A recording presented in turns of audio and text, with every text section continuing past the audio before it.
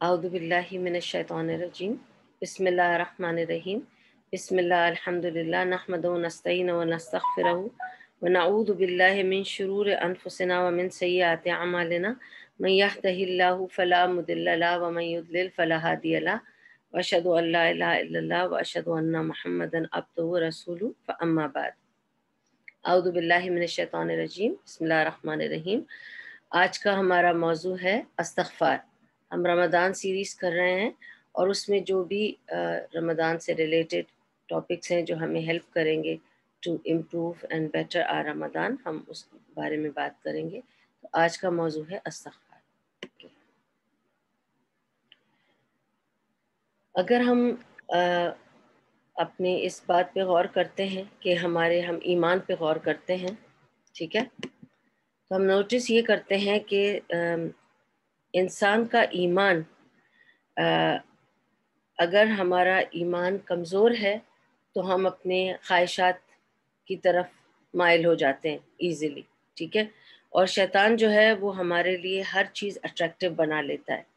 ہر برا کام یا غلط کام وہ ہمیں یہ احساس دلاتا ہے کہ اٹس اوکے، نو پرابلم، اور اس کو زیادہ اٹریکٹیو بنانے کی بھی ضرورت نہیں، وہ صرف یہی کہہ دیتا ہے کہ اٹس آل رائٹ، سب کر رہے ہیں تم بھی کر لو، کوئی بات نہیں، دیٹس انف۔ اس نے ہمارے لیے برے کام کو آسان کر دیا، ٹھیک ہے، اور اس طرح سے ہم بھول جاتے ہیں کہ ہم اللہ سبحانہ و تعالیٰ کے غلام ہیں اور ہمیں اس کی عبادت اور اس کی خوشنودی کے لیے جینا ہے، اور اس کی عبادت اور اس کی خوشنودی کے لیے ہی ہر کام کرنا ہے۔ ہم اس وقت یہ بھول جاتے ہیں، ہم اللہ کے بدلے خود کو پلیز کرنے لگ جاتے ہیں اور اسی میں ہم غلطی کر جاتے ہیں، ٹھیک ہے۔ اور سبحان اللہ، اللہ سبحانہ و تعالیٰ اتنا معاف کرنے والے ہیں، اللہ سبحانہ و تعالیٰ اتنا معاف کرنے والے ہیں، اللہ سبحانہ و تعالیٰ اتنا رحم کرنے والے ہیں کہ ڈسپائٹ آل دس اللہ سبحانہ و تعالیٰ ہمیں معاف کر دیتے ہیں، ٹھیک ہے۔ اور اللہ سبحانہ و تعالیٰ کہتے ہیں سورہ مائدہ میں، پھر جو ظلم کرنے کے بعد توبہ کرے اور اپنی اصلاح کر لے تو اللہ کی نظر عنایت پھر اس پر مائل ہو جائے گی۔ اللہ بہت درگزر کرنے والا اور رحم فرمانے والا ہے۔ یعنی اللہ تعالیٰ خود بتا رہے ہیں کہ اگر آپ سے غلطی ہو جائے اور پھر آپ اللہ کی طرف مائل ہو جائیں، توبہ کر لیں، اس کی طرف آ جائیں، تو اللہ تعالیٰ آپ کو معاف کر دیں گے، ٹھیک ہے۔ آج تو میں آپ کی سب مختصر سے بتا رہی ہوں، لیکن میں آپ کو آگے چل کر بتاؤں گی، کیونکہ آج کا اگر عنوان اس استغفار، تو مجھے یہ بھی آپ کو بتانا ہے کہ توبہ اور استغفار میں فرق کیا ہے، اور توبہ کیا ہے اور استغفار کیا ہے، اور ہم یہ دونوں چیزیں اللہ سے کیسے طلب کریں، ٹھیک ہے۔ ابھی میں آپ کو کچھ باتیں بتا رہی ہوں اور انشاءاللہ کل باقی باتیں بتاؤں گی، تو یہ سارا موضوع یہ سب چیزوں کو کور کرے گا انشاءاللہ۔ تو یہاں میں آپ کو یہ بتانا چاہ رہی تھی کہ اللہ تعالیٰ اتنا غنی ہے، اللہ تعالیٰ اتنا معاف کرنے والا، رحم کرنے والا ہے، وہ رحمان ہے، وہ ان کو بھی دیتا ہے جو اس کو نہیں مانتے، جو اس کو رب بھی نہیں مانتے، جو ایتھیسٹ ہیں، ان کو بھی اللہ تعالیٰ نہیں کہتا کہ یہ مجھے نہیں مانتے، ان کو ہوا پانی روک دو، انہیں بھی دے رہا ہے اللہ تعالیٰ۔ اللہ تعالیٰ سب کو دے رہا ہے، تو اللہ تعالیٰ کیوں نہیں اس کو دے گا جو اللہ کی طرف مائل ہوگا، جو اللہ سے معافی مانگے گا، جو اللہ کی طرف پلٹ کر آئے گا، اللہ تعالیٰ اس کو ضرور دیتے ہیں۔ پھر اللہ تعالیٰ کہتے ہیں سورہ تحریم میں آیت نمبر 8، اللہ تعالیٰ کہتا ہے اے لوگو جو ایمان لائے ہو۔ اب آپ دیکھیں یہ آیت کیسے شروع ہو رہی ہے، یا ایھا الذین آمنو، اے لوگو جو ایمان لائے ہو، اللہ سے توبہ کرو، خالص توبہ، بعید نہیں کہ اللہ تمہاری برائیاں تم سے دور کر دے اور تمہیں ایسی جنتوں میں داخل فرما دے جن کے نیچے نہریں بہہ رہی ہوں گی۔ یہ وہ دن ہوگا جب اللہ اپنے نبی کو اور ان لوگوں کو جو اس کے ساتھ ایمان لائے ہیں رسوا نہ کرے گا، ان کا نور ان کے آگے آگے اور ان کے دائیں جانب دوڑا دیا جائے گا۔ سوچیں آپ کیا سین ہوگا اس وقت، اور وہ کہہ رہے ہوں گے کہ اے ہمارے رب، ہمارا نور ہمارے لیے مکمل کر دے اور ہم سے درگزر فرما، تو ہر چیز پر قدرت رکھتا ہے۔ تو توبہ کے دروازے تو اللہ تعالیٰ نے کھول رکھے ہیں اپنے بندے کے لیے، ٹھیک ہے، لیکن کب تک کھول رکھے ہیں؟ جب تک کہ سورج مغرب سے طلوع نہ ہو جائے، ٹھیک ہے۔ ایک دن ہوگا جس دن سورج مغرب سے طلوع ہوگا، اس دن جب وہ طلوع ہو گیا تب بھی ہم سب زندہ ہوں گے، دنیا بھی چل رہی ہوگی، لیکن توبہ کے دروازے بند ہو جائیں گے۔ یہ قرآن ہمیں بتا رہا ہے، جب تک کہ طلوع نہ ہو جائے شمس مغرب سے، تب تک توبہ کے دروازے کھلے ہیں، اور اس کے بعد اللہ تعالیٰ توبہ کے دروازے بند کر دیں گے۔ تو جب تک توبہ کے دروازے کھلے ہیں، کیا ہمیں چاہیے نہیں کہ ہم اس سے جتنا حاصل کر سکتے ہیں اللہ سبحانہ و تعالیٰ سے اس کی مغفرت، اس کی رحمت اور اس کی نوازش، اس کا کرم حاصل کر لیں، ٹھیک ہے۔ پھر نبی صلی اللہ علیہ وسلم نے اس کے لیے کیا بتایا؟ نبی صلی اللہ علیہ وسلم فرماتے ہیں، یہ صحیح مسلم کی حدیث ہے، جس میں نبی صلی اللہ علیہ وسلم نے فرمایا، اللہ اپنا ہاتھ کھولتا ہے، ایسے آگے بڑھاتا ہے، ٹھیک ہے، اور اللہ اپنا ہاتھ کھول کر پہلے تو ہر رات کو اللہ تعالیٰ اپنا ہاتھ کھولتا ہے، ایوری نائٹ، ٹھیک ہے، کہ کوئی ہے جو مجھے اپنی مغفرت دینا چاہتا ہے، کوئی ہے جو توبہ کر کے میری طرف پلٹ کر آنا چاہتا ہے، یہ میں نے اپنا ہاتھ بڑھا دیا ہے، کوئی ہے؟ بتاؤ، کوئی ہے؟ تو اللہ تعالیٰ اپنا ہاتھ بڑھاتا ہے، ٹھیک ہے۔ پھر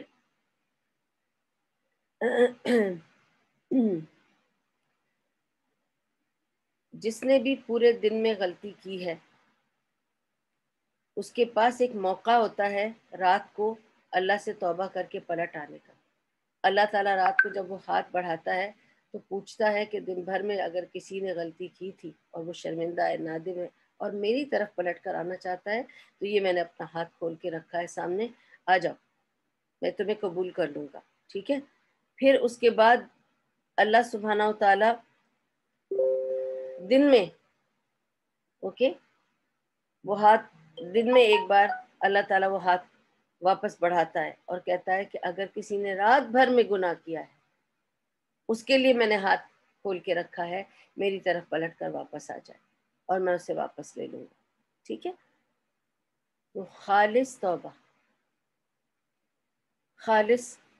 توبہ جو ہے وہ صرف لفظوں کی بات نہیں ہے، اس کی ایک کنڈیشن ہے، اس کی ایک زبان ہے، بالکل اسی طرح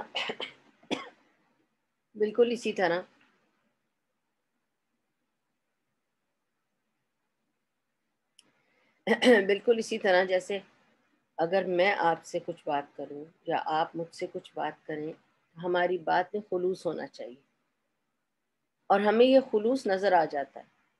اگر خلوص نہیں ہوگا تو بھی ہمیں نظر آ جائے گا، خلوص ہونا چاہیے، ٹھیک ہے۔ تو اگر آپ مجھے کہتے ہیں، آپ کو پتہ ہے نا، بہت سارے لوگ ہمیں ملتے ہیں دنیا میں، ہمارے چلتے پھرتے دنوں میں ہم لوگوں سے ملاقات جب کرتے ہیں تو اکثر لوگ ہم سے کہتے ہیں گھر آنا۔ آپ کو پتہ ہے کہ سنسیئرلی کون آپ کو بلا رہا ہے؟ ایک ہوتا ہے جو آنا گھر آنا، ایک ہوتا ہے کہ نہیں آپ کو گھر آنا ہے، آپ بتائیں کب آئیں گی، آپ کب فری ہیں، آپ میرے گھر آئیں۔ یہ ہیں بندے جو سنسیئرلی آپ کو گھر بلا رہے ہیں، باقی جو ہیں وہ مروت نبھا رہے ہیں اور they don't mean it، ٹھیک ہے۔ کبھی کبھی بڑے بوڑھے جو ہوتے ہیں جیسے امیاں نانیاں، وہ اس بات کو، وہ کیونکہ خود اتنے سنسیئر ہوتے ہیں نا، تو وہ سوچتے ہیں اگر مجھے فلاں نے کہا ہے کہ گھر آنا تو she meant it، تو میں اس کے گھر جاؤں گی۔ تو مجھے سمجھانا پڑتا ہے کہ they don't mean it، اگر وہ کہہ رہے ہیں آپ کو کہ گھر آنا میرے پاس آ کے رہ جانا، they don't mean it، they're just saying it۔ you will know when people mean it، جب لوگوں کا ریئلی مقصد ہوتا ہے نا تو وہ آپ کو پتہ چل جاتا ہے، ٹھیک ہے۔ تو obviously This is how it is کہ you will find out when people really mean it and you will find out when people are just saying it for the sake of saying it. ٹھیک ہے. تو sincerity تب ہے جب آپ سچے دل سے اللہ کے سامنے گڑ گڑا کے اپنے گناہ کی معافی مانگیں. جب آپ ریگریٹ کریں اس عمل پر جو آپ کو ستا رہا ہے، اور آپ اللہ سے جب معافی مانگیں تو گڑ گڑا کے آپ you should mean it کہ you are feeling bad about that sin and you are asking for توبہ. اس وجہ سے اگر میں اس طرح سے کر رہی ہوں استغفر اللہ استغفر اللہ استغفر اللہ استغفر اللہ استغفر اللہ استغفر اللہ استغفر اللہ استغفر اللہ، تو بس it has no meaning. This is it. It's like chewing gum. I'm just doing some lip service. Unless I mean it, then I have to say it in a calm manner, in a meaningful manner. And I have to say it, astaghfirullah, astaghfirullah, astaghfirullah, astaghfirullah, astaghfirullah, astaghfirullah. اپنے گناہوں کو یاد کر کر کے استغفر اللہ کہیں، اللہ کی شان سامنے رکھ کے استغفر اللہ کہیں. آپ یہ کوشش کریں کہ آپ یہ سمجھیں کہ آپ استغفر اللہ کیوں کہہ رہے ہیں، کیونکہ آپ شرمندہ ہیں اپنے عمل سے. ایک سیکنڈ.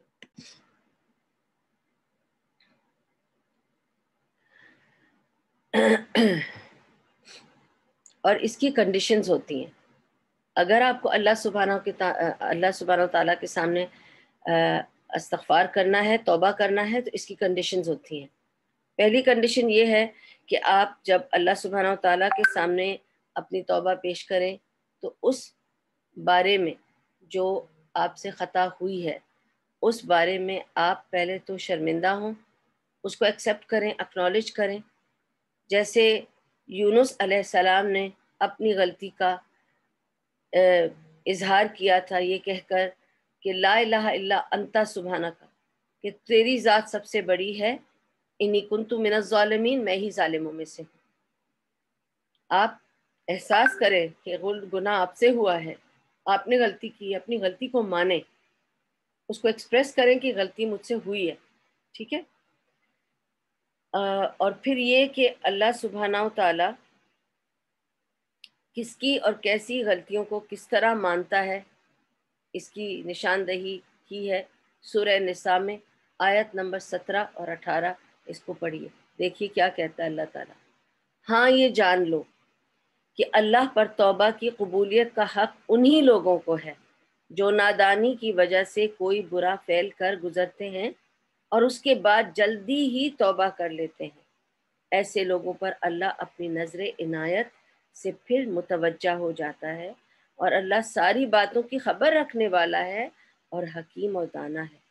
مگر توبہ ان لوگوں کے لیے نہیں ہے جو برے کام کیے چلے جاتے ہیں، یہاں تک کہ جب ان میں سے کسی کی موت کا وقت آ جاتا ہے اس وقت وہ کہتا ہے کہ اب میں نے توبہ کی. اور اسی طرح توبہ ان کے لیے بھی نہیں ہے جو مرتے دم تک کافر رہیں. ایسے لوگوں کے لیے تو ہم نے دردناک سزا تیار کر رکھی ہے. تو توبہ آپ کو اس وقت نہیں ملے گی جب آپ مرنے والے ہوں گے. آپ زندہ ہوں گے، مرنے والے ہیں، آپ کو یہ خبر ہو گئی ہے، آپ کو احساس ہو گیا ہے کہ شاید میں اب اور نہیں جیوں گا، اب میرا یہ لاسٹ وقت ہے. ٹھیک ہے. نہ اس وقت صدقہ قبول ہوتا ہے، نہ اس وقت توبہ قبول ہوتی ہے. ٹھیک ہے. تو توبہ اس وقت کے لیے ہے ہی نہیں. آپ کی توبہ آپ کو کرنی ہے زندگی میں، راحت میں، اچھے وقتوں میں کر لیجئے. اور توبہ کی پہلی کنڈیشن یہی ہے کہ آپ اس کو اکنالج کریں کہ آپ دوبارہ نہیں کریں گے، نمبر 1. نمبر 2، آپ یہ تہیہ کر لیں کہ جو غلطی میں نے یہ کی ہے، ٹھیک ہے، اور اس طرف میں پلٹ کر کبھی دوبارہ نہیں جاؤں گا. پہلے اکنالج کریں غلطی کو، پھر تہیہ کریں کہ میں اس غلطی کو دوبارہ کبھی نہیں کروں گا. ٹھیک ہے. اور اس کے بعد آپ پوری طرح سے ندامت کے ساتھ اللہ کے سامنے سرنگوں ہو جائیں اور پھر اللہ سے اس کی توبہ کریں. تو تب اللہ تعالیٰ توبہ قبول کرتے ہیں، کیونکہ تب آپ اللہ تعالیٰ کو آپ یقین دلا رہے ہیں کہ اللہ تعالیٰ یقین رکھیے میں یہ کام دوبارہ نہیں کروں گا. اور پھر آپ اس کے بارے میں نہ سوچیں بلکہ اس غلطی کو صاف کرنے کے لیے آپ صدقہ دیں، دعا کریں اور اللہ سے توبہ کرتے رہیں۔ کتنی بار یونس علیہ السلام نے توبہ کی تھی؟ ہم تو سوچتے ہیں ہم نے ایک بار توبہ کر تو لی، اب کیا، ابھی بھی تکلیف جاری ہے ہماری۔ کتنی بار ورد کیا تھا انہوں نے، اتنی بار یہ کہتے رہے تھے، وہ ان گنت وقت انہوں نے یہ کہا لا الہ الا انت سبحانک انی کنت من الظالمین، تو اور تیری ذات پاک ہے، تو بڑا ہے اور میں گنہگاروں میں سے ہوں، میں نے خود اپنے اوپر ظلم کر لیا ہے۔ اور یہ کہتے گئے کہتے گئے کہتے گئے۔ تو آپ کو پھر ایک بار خود سے اچھی طرح سے یہ سورہ نساء کی دونوں آیتوں کو 17 اور 18 کو پڑھیں تو آپ کو سمجھ میں آ جائے گا کہ اللہ تعالی ہمیں کس طرح سے بتانا چاہ رہے ہیں کہ توبہ کس کی قبول ہوتی ہے، 17 آیت میں لکھا ہے، اور کس کی نہیں قبول ہوتی ہے 18 آیت میں لکھا ہے، تاکہ آپ کو سمجھ آ جائے کہ توبہ کن کی قبول ہوتی ہے اور کن کی نہیں قبول ہوتی۔ ایک ان کی نہیں قبول ہوتی جو ایک دم آخری وقت میں جا کے توبہ کرتے ہیں جب مرنے والے ہیں، اور توبہ ان کی بھی قبول نہیں ہوتی جو معافی مانگتے ہی نہیں ہیں، توبہ کرتے ہی نہیں ہیں، پھر ان کی توبہ قبول ہوتی بھی نہیں ہے اگر انہوں نے کفر میں جان دے دی تو۔ ٹھیک ہے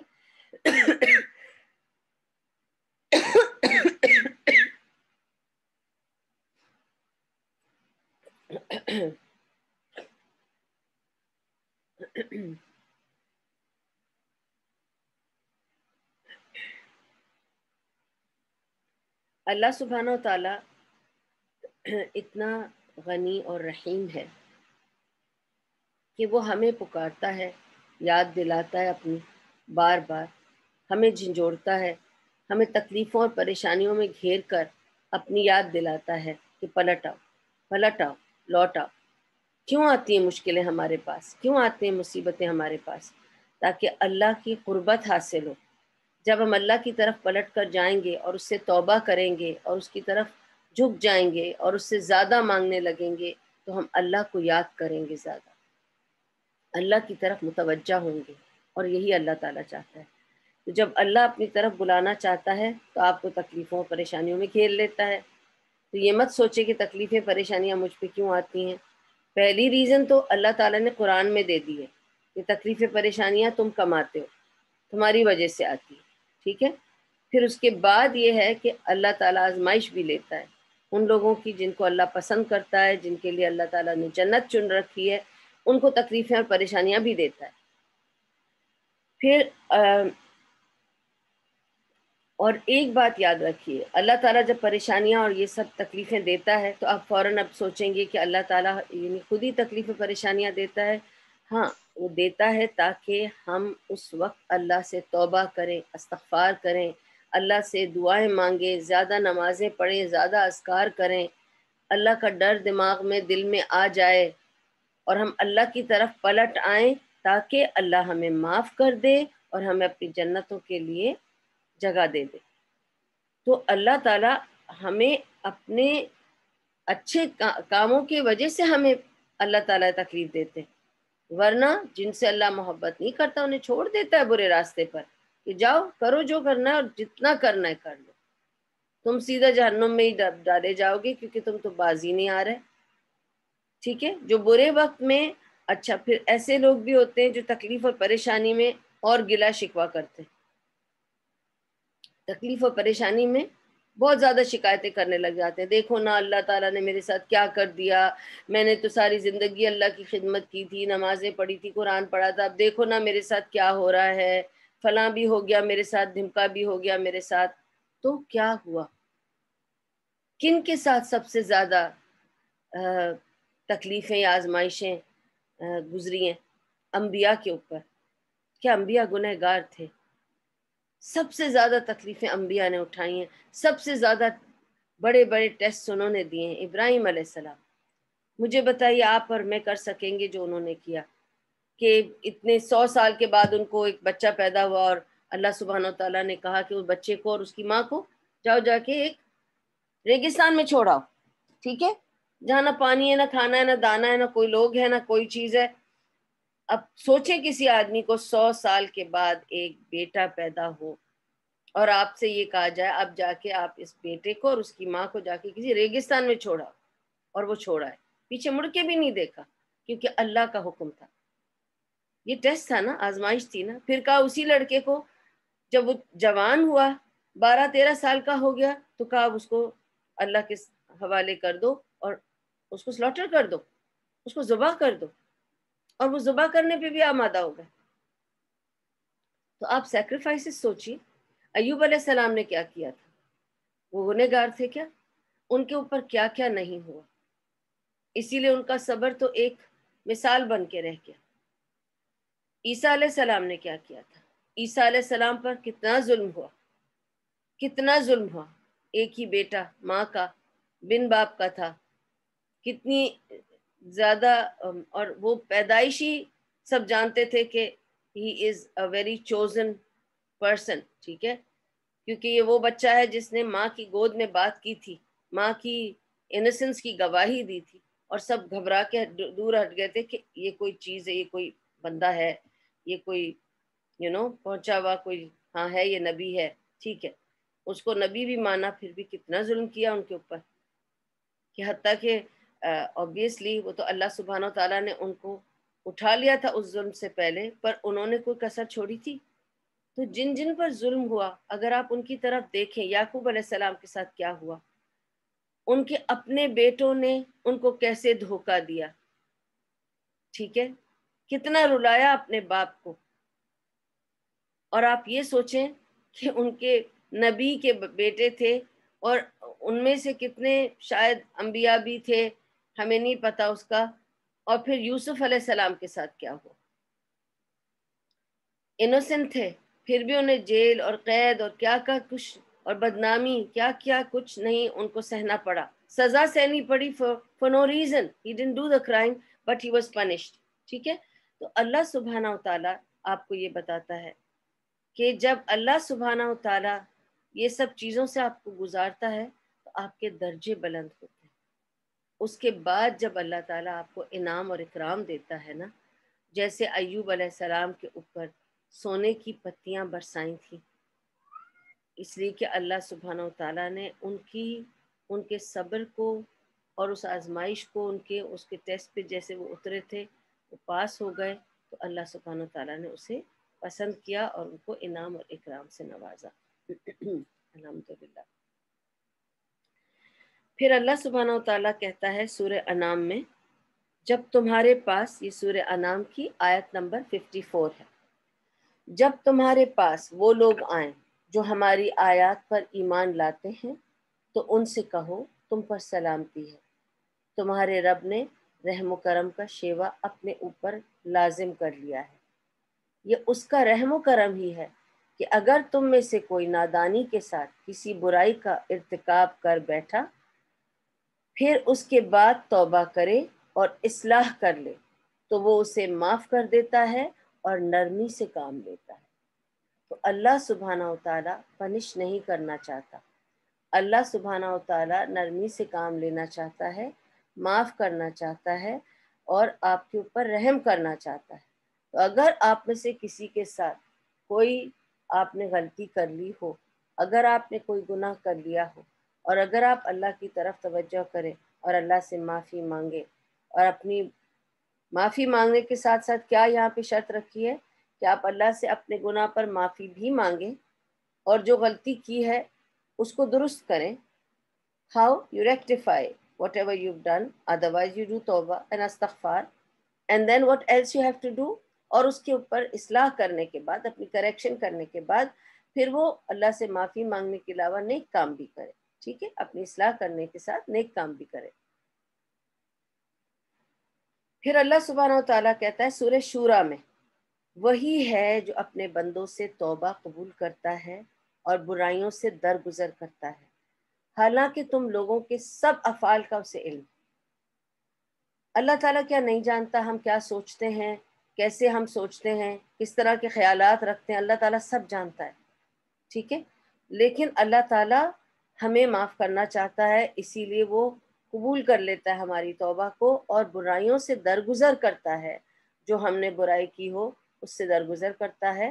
اور یہی کہ اللہ تعالیٰ ایسا نہیں کہ جانتا نہیں ہے کہ ہم نے کیا کیا، لیکن وہ جب دیکھتا ہے کہ میرا بندہ میری طرف رجوع کر رہا ہے، میری طرف پلٹ کر آیا ہے، تو وہ اس کو معاف کرتا ہے. سورہ بقرہ کی آیت نمبر 222 222، جس میں اللہ سبحانہ و تعالیٰ کہتا ہے جیسا کہ اللہ نے تم کو حکم دیا ہے، اللہ ان لوگوں کو پسند کرتا ہے جو بدی سے باز رہیں اور پاکیزگی اختیار کریں۔ تو اللہ تعالیٰ جو ہے وہ اس نے حکم دیا ہے کہ اللہ کو ان لوگوں کو پسند کرتا ہے۔ اللہ تعالیٰ یہ بتانا چاہتا ہے کہ اللہ ان کو پسند کرتا ہے جو اپنے آپ کو برائیوں سے بچا رہے ہوتے ہیں اور اپنے آپ کو نیکیوں کی طرف راغب کرتے ہیں۔ اس وجہ سے اللہ سبحانہ و تعالیٰ نے اتنی بڑی بات رکھی ہے سامنے کہ اگر کوئی کافر مسلمان ہوتا ہے یا مشرک مسلمان ہوتا ہے جو شرک کرتا تھا یا جو کافر تھا بالکل ہی اللہ کو مانتا بھی نہ تھا، جب وہ مسلمان ہوتا ہے اور اسلام قبول کرتا ہے تو اللہ اس کے تمام گناہوں کو معاف کر دیتے ہیں، اسے معافی بھی نہیں مانگنی پڑتی، لیکن اس کے سب گناہ معاف کر دیتے ہیں اللہ سبحانہ و تعالیٰ۔ سورہ انفال کی آیت نمبر 38 میں، آیت نمبر 38 میں اللہ سبحانہ و تعالیٰ کہتا ہے نبی ان کافروں سے کہو کہ اگر اب بھی باز آ جائیں تو جو کچھ پہلے ہو چکا ہے اس سے درگزر کر لیا جائے گا، لیکن اگر یہ اسی پچھلی روش کا اعادہ کریں گے تو گزشتہ قوموں کے ساتھ جو کچھ ہو چکا ہے وہ سب کو معلوم ہے۔ تو اللہ تعالیٰ نے نبی صلی اللہ علیہ وسلم سے کہا کہ منادی کر دو، اناؤنس کر دو، ڈکلیئر کر دو کہ جن جن لوگوں نے کفر کیا ہے اگر وہ اب بھی باز آ جائیں تو اللہ تعالیٰ پچھلی ساری باتوں کو معاف کر دے گا، لیکن اگر وہ نہیں کریں گے تو پھر سوچ لیں اور چیک کر لیں پچھلے ایسے لوگوں کے ساتھ کیا ہوا جو گناہ پر قائم رہے اور جنہوں نے اللہ سے نہیں ڈر کے اور نہیں سن کر اپنے نبی کی بات نہیں مانی، تو پھر ان کے ساتھ کیا ہوا۔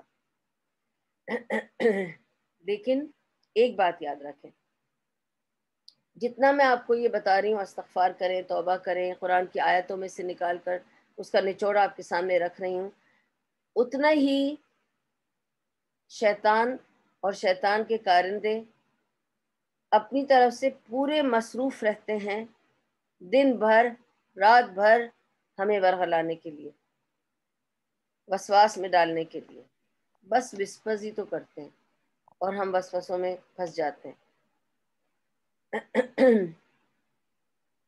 اور اللہ تعالیٰ کیا چاہتے ہیں؟ سورہ نساء کی آیت نمبر 27 سنیے، آیت نمبر 27۔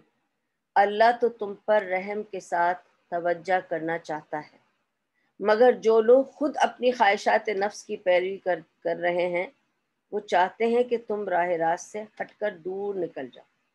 تو کون؟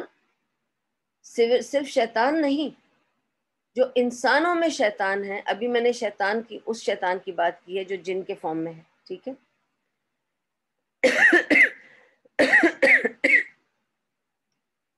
پھر وہ شیاطین بھی ہیں جو جن شیاطین کے فالوورز جو ہیں، جو انسانوں میں شیاطین ہیں، جو خود بھی برا کام کرتے ہیں اور آپ کو بھی اکساتے ہیں برا کام کرنے پر، آپ کو کانسٹنٹلی کہتے ہیں کہ آپ بھی برا کام کریں، یا آپ کو برا کام کرنے سے روکتے نہیں ہیں، یا آپ کو برا کام کرنے کی دعوت دیتے ہیں، انکریج کرتے ہیں کہ کر لو نا، کچھ نہیں ہوتا ہے، سب کر رہے ہیں، ٹھیک ہے؟ تو جو خود بھی راہ راست پر نہیں چلتے اور تمہیں بھی راہ راست سے دور کرتے ہیں، تو اس وجہ سے اللہ سبحانہ و تعالیٰ کہتا ہے تم راہ راست سے ہٹ کر دور نکل جاؤ۔ یہ ان کی ایک سازش ہوتی ہے، ان کی ایک کوشش ہوتی ہے۔ کیوں؟ کیونکہ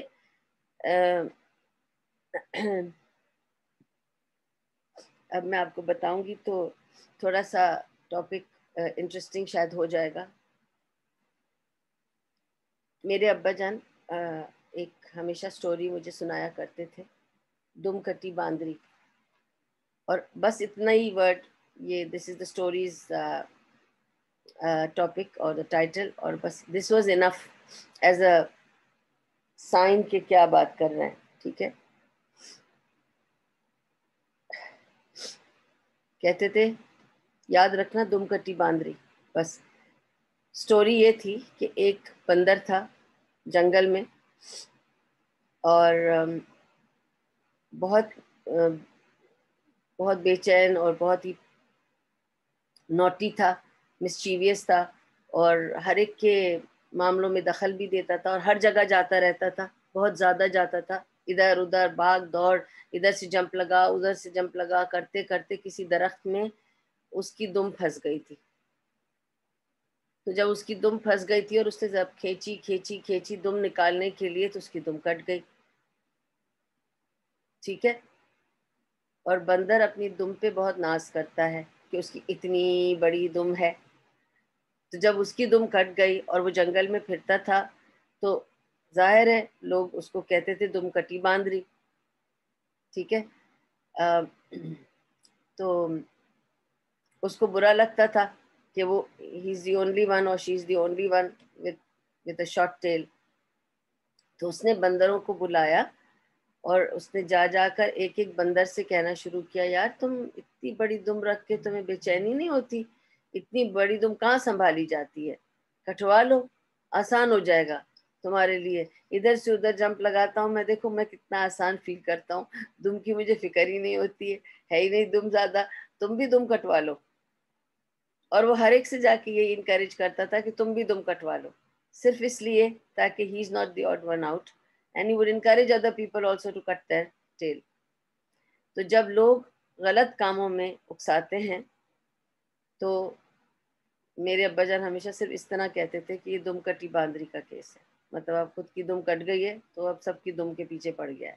اور شیطان کا یہی کام ہے۔ What does شیطان do?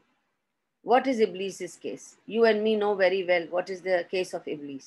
ابلیس کو نکالا گیا نا جنت سے، ابلیس کو اللہ تعالیٰ نے کہا مردود ہے نکل جا، تو اب وہ چاہتا ہے کہ انسان بھی وہاں نہ رہے، انسان بھی وہاں سے نکل جائے۔ اس وجہ سے اس نے آدم علیہ السلام کو بھی اکسایا اور ان کو بھی وہاں سے نکلوایا، کیونکہ جب وہ خود نہیں رہ سکتا، وہ نہیں چاہتا اور بھی کوئی رہے۔ اور اس نے پھر یہ وعدہ بھی کر لیا کہ آپ دیکھنا میں قیامت تک آپ کے بندوں کو آگے سے پیچھے سے دائیں سے بائیں سے اوپر سے نیچے سے ہر جگہ سے میں انہیں اکساؤں گا، اور کوشش کرتا رہوں گا، میں کبھی نہیں ہاروں گا، میں کوشش کرتا رہوں گا تا قیامت مجھے اجازت دے دے، میں پروف کر کے رہوں گا کہ یہ ورتھ لیس ہے، یہ آدمی جس کے آگے آپ نے سجدہ کروایا تھا، he is worthless, he will not be grateful to you. So when we listen to him, surrender to him, to his waswas, to his whispers, we are doing that exactly, we are proving him right, we are giving success to shaitan۔ تو سوچ کے دیکھیے کہ ہم کیا کر رہے ہیں۔ اس وجہ سے جب توبہ کریں تو تہیے کے ساتھ کریں کہ ہم دوبارہ اس طرف نہیں جائیں گے، اور شیطان مردود سے اللہ ہمیں بچا کے رکھے۔ پھر اللہ سبحانہ و تعالیٰ سورہ زمر میں کیا کہتا ہے؟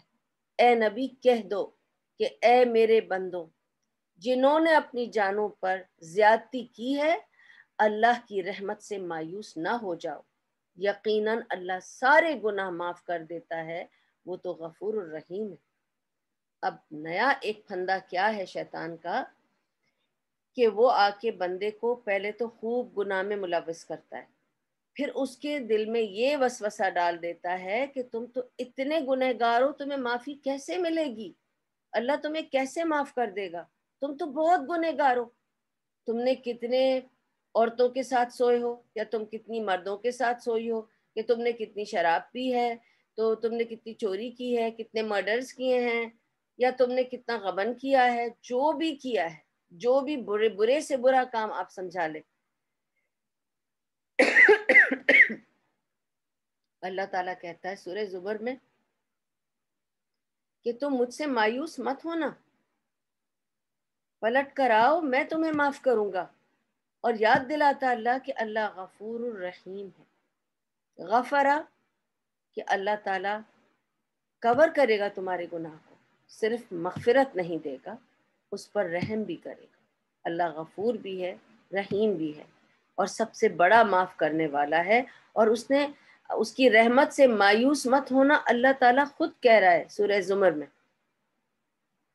اور نبی صلی اللہ علیہ وسلم نے یہی فرمایا کہ صحیح مسلم کی حدیث ہے جو میں نے اس دن آپ کو قیام اللیل کے وقت بھی سنائی تھی، تو پھر یاد آ رہی ہے کہ اللہ سبحانہ و تعالی رات کے آخری پہر میں اس آسمان کے پاس آ جاتے ہیں، اور اللہ تعالیٰ پوچھتے ہیں ہے کوئی جو مجھ سے مانگ رہا تو میں دے دوں، ہے کوئی بندہ جو میرا ذکر کر رہا ہے، جو مجھے یاد کر رہا ہے، جو کسی پریشانی میں، تکلیف میں کچھ مانگ رہا ہے، میں اسے دے دوں، تو اس وقت انسان کو اللہ سبحانہ و تعالیٰ کی ملاقات کا انتظار کرنا چاہیے اور اس کو کیش کرنا چاہیے اور جو کچھ مانگنا ہے مانگ لینا چاہیے۔ پھر اللہ سبحانہ و تعالیٰ کہتا ہے سورہ نساء کی آیت نمبر 110، 110، اگر کوئی شخص برا فعل کر گزرے یا اپنے نفس پر ظلم کر جائے اور اس کے بعد اللہ سے درگزر کی درخواست کرے تو اللہ کو درگزر کرنے والا اور رحیم پائے گا۔ اور کیا چاہتے ہیں؟ اللہ کی شفقت بکھری پڑی ہے قرآن کی اتنی آیتوں میں۔ یہ تو کچھ آیتیں میں نے لائی ہیں آپ کے سامنے نکال کر، جو میرے دل کو پورا پگھلا دیتی ہیں ہمبلنس میں کہ یا اللہ تو کتنا غنی ہے، میں کتنی فقیر ہوں، تو کتنا رحیم ہے اور معاف کرنے والا اور رحمت کرنے والا، میں کتنی گنہگار ہوں، تو کتنا بار بار مجھے اپنی طرف توجہ دلاتا ہے اور توبہ قبول کرتا ہے اور میں گناہ کرتی چلی جاتی ہوں۔ لیکن اللہ تعالیٰ پسند کرتا ہے کہ اگر کوئی بندہ گناہ کر کے فوراً ہی توبہ کر لے اللہ سے۔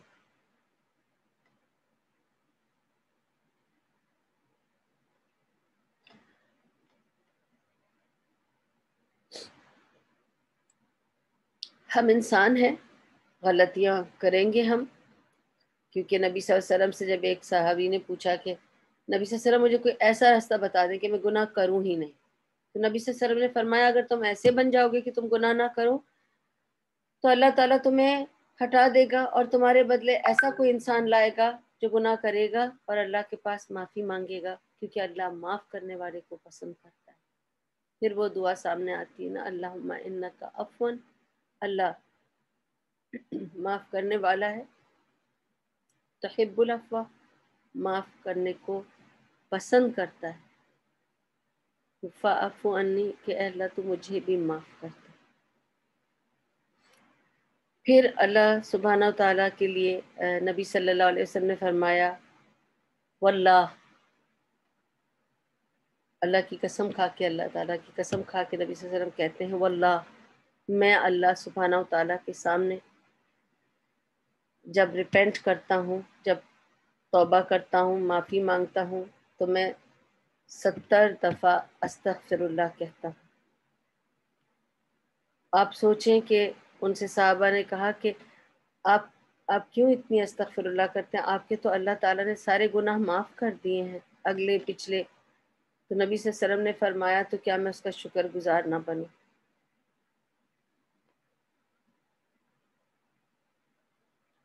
اور جب اللہ تعالیٰ کے سامنے ایک بندہ جا کے اس کی مغفرت مانگتا ہے اپنے گناہوں کی، تو اللہ اس کو سیلیبریٹ کرتا ہے کہ دیکھو، اپنے فرشتوں کو بتاتا ہے کہ دیکھو میرا بندہ میرے پاس پلٹ کر آیا ہے، کیونکہ وہ جانتا ہے کہ صرف اسے میں معاف کر سکتا ہوں۔ دیکھو میرا بندہ آ گیا میرے پاس پلٹ کے واپس۔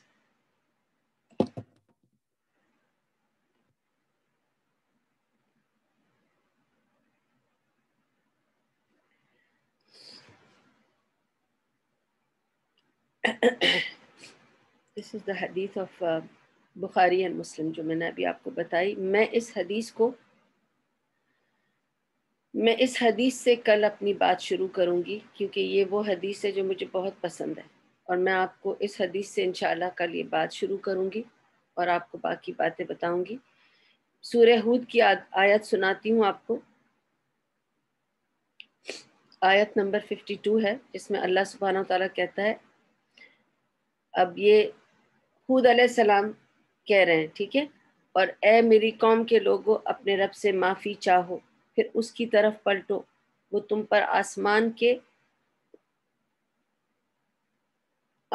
کے دروازے کھول دے گا اور تمہاری موجودہ قوت پر مزید قوت کا اضافہ کرے گا، مجرموں کی طرح منہ نہ پھیرو۔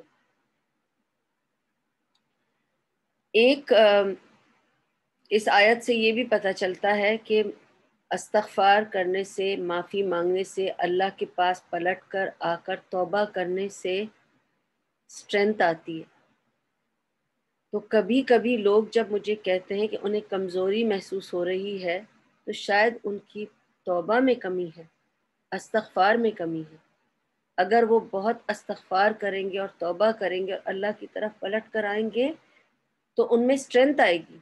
یہ ہمیں سورہ ہود سے پتہ چلتا ہے کہ اس میں اللہ تعالیٰ انہیں اسٹرینتھ دیں گے، ٹھیک ہے۔ اور اس کے لیے امام ابن القیم الجوزیہ اپنے ٹیچر امام ابن تیمیہ کی بات بتاتے تھے کہ امام ابن تیمیہ کو دیکھا، وہ اتنی استغفار کرتے تھے کہ ان کے جیل میں ڈلنے کے باوجود، ان کی ساری اللہ یعنی ان لوگوں نے ان کے اوپر بہت ظلم کیا ہوا تھا، ٹھیک ہے، سزا دے رہے تھے، اس کے باوجود ان کی ہمت نہیں ٹوٹی تھی استغفار کی وجہ سے۔ وہ بہت استغفار کرتے تھے اور اللہ کی رحمت پہ بھروسہ کرتے تھے۔ ان کی چال دیکھی کتنی زبردست تھی، اور انہوں نے جو کچھ لکھا، جو لوگ 10 دن میں لکھتے وہ 1 دن میں لکھ جاتے تھے۔ اتنی ان میں طاقت، اتنی ان میں قوت، اتنی ان میں وہ پاور کیسے آیا؟ ان کے استغفار کرنے کی وجہ سے، کیونکہ وہ بہت زیادہ استغفار کرتے تھے۔ اور مت بھولیے کہ جب رسول اللہ صلی اللہ علیہ وسلم کو فاطمہ رضی اللہ عنہا نے شکایت کی کہ وہ تھک جاتی ہیں اور ان کو ایک خادمہ کی ضرورت ہے، تو نبی صلی اللہ علیہ وسلم ان کے گھر گئے، علی اور فاطمہ رضی اللہ عنہما کے بیچ میں بیٹھے اور ان کو سمجھایا، جب تم لوگ تھک جاؤ کام سے اور تم سے کام نہ ہو تو رات کو سوتے وقت 33 بار سبحان اللہ، 33 بار الحمدللہ، اور 33 بار یا 34 بار اللہ اکبر، اور پھر لا الہ الا اللہ پڑھ لو، اور تمہاری ساری تھکن دور ہو جائے گی، اگلے دن تم چست اٹھو گے۔ تو کیا ہوا اس اذکار سے؟ طاقت آ رہی ہے، ساری تھکن جا رہی ہے، علاج بتا دیا صرف اذکار سے، کر کے دیکھیے۔ I do it every day. Wallahi sisters, I do it every day. It's amazing. It's got amazing effect. سبحان اللہ۔ تو نبی صلی اللہ علیہ وسلم نے کیا فرمایا کہ یہ جو میں تمہیں بتا رہا ہوں یہ پڑھو گے تو it's better than having a servant in your house. Okay? And the one who persists in doing that will find strength in his body, and he will see the courage he has and everything. ٹھیک ہے۔ اور اس کے علاوہ پھر میں انشاءاللہ اللہ تعالی ہم سب کو بہترین استغفار کی اور توبہ کی توفیق عطا کرے۔ کل کا موضوع یہ ہے کہ میں آپ کو بتاؤں گی the difference between توبہ and استغفار. So don't miss it so that you understand very well کہ توبہ اور استغفار میں کیا فرق ہے اور کیسے کیا جائے، ٹھیک ہے۔ اور اس کے علاوہ اس کی فضیلت، اب تک تو میں نے آپ کو قرآن کی آیتیں سنائی اور کچھ اور باتیں اس کے ساتھ سنائی، کل میں انشاءاللہ اس کے بینیفٹس بتاؤں گی آپ کو انشاءاللہ۔ وآخر دعوانا ان الحمد للہ رب العالمین۔ اللہ تعالیٰ ہم سب کی توبہ کو قبول کرے اور ہماری مغفرت کر دے، ہمارے جانے انجانے چھوٹے بڑے تمام گناہوں اپنی فضل و رحمت کے ساتھ معاف کر دے، کہ جوار رحمت میں جگہ عطا کرے اور ایک رحمت۔ آپ سب کے لیے میں دعا کرتی ہوں اپنی قیام اللیل میں، اللہ تعالیٰ قبول کرے مجھ سے، آپ سب کی خیر کی دعا کرتی ہوں، ہدایتی کی دعا کرتی ہوں، عافیت کی دعا کرتی ہوں، اللہ تعالیٰ قبول کرے اور اللہ ہم پر رحمت کرے۔ سبحان اللہ و بحمدہ، سبحانک اللہم و بحمدک، نشہد ان لا الہ الا انت، نستغفرک و نتوب الیک۔ ربنا تقبل منا انک انت السمیع العلیم وتب علینا انک انت التواب الرحیم، برحمتک یا ارحم الراحمین، برحمتک یا ارحم الراحمین، برحمتک یا ارحم الراحمین۔ وصلی اللہ تعالی علی خیر خلقہ محمد وعلی آلہ وصحبہ اجمعین وبارک وسلم علیہ۔